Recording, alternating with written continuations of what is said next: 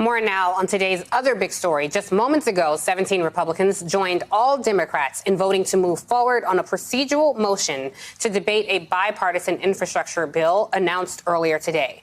Now, agreement is just the first hurdle. What comes next is a treacherous marathon filled with landmines that may or may not lead to a final passage. Take, for example, what happened earlier today. Arizona Senator Kyrsten Sinema, a key Democratic negotiator of the bipartisan deal, finally admitted that she does not support the $3.5 trillion reconciliation spending package in its current form.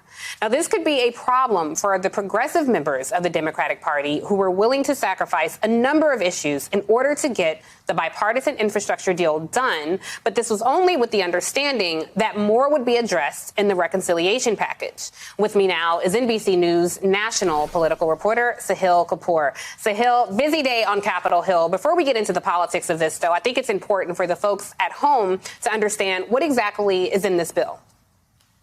Absolutely, Tiffany. This is a big vote for the bill, a major breakthrough for a piece of legislation that senators have tried to move for quite a while now. And here's what it includes. It's $550 billion in new spending on infrastructure projects. That includes roads and bridges. That includes highways. It includes public transit. There's about $65 billion in here for new broadband.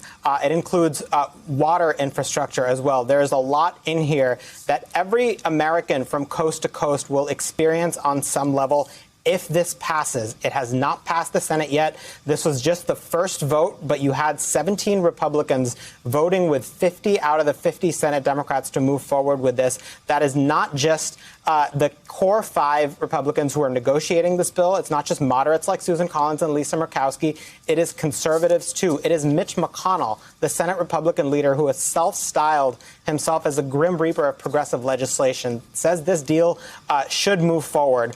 And he appears open to the final product here. So a big deal here for one of President Biden's top priorities on a series of projects that have long had bipartisan support, Tiffany.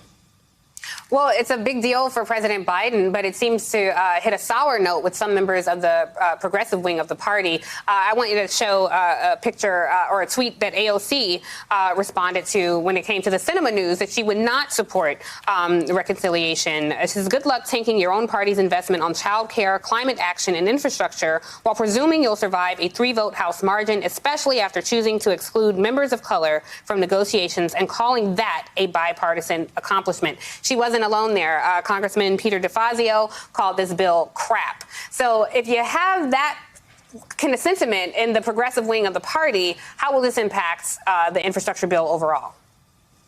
This is going to face a real hurdle once it gets to the House, Tiffany. And here's how Democratic leaders are trying to finagle this. There's a $550 billion bipartisan deal, which includes infrastructure. That's surface transportation. That's highways and roads and bridges, what I just talked to you about. There is a separate bill, this reconciliation bill. That's just a fancy term for this major safety net expansion that President Biden is looking at passing. That includes money for child care, elder care, climate change investments. It includes health care spending that would expand Medicare benefits to include dental and vision and hearing aids, and potentially also lower the eligibility age. That second piece is the biggest priority of progressives. And Speaker Nancy Pelosi is on the side of the progressive caucus in saying that the House is not going to vote on the bipartisan infrastructure deal until the Senate passes both bills. That is her leverage. That is her way of saying that all 50 Democratic senators had better get on board with those other roughly $3 trillion in President Biden's priorities before the House moves. Wow, some of the issues you mentioned disproportionately impact communities of color. And we just want to note, as AOC said, there were no people of color a part of this negotiation. So we will certainly keep our eye on it. Thank you so much, Sahil Kapoor.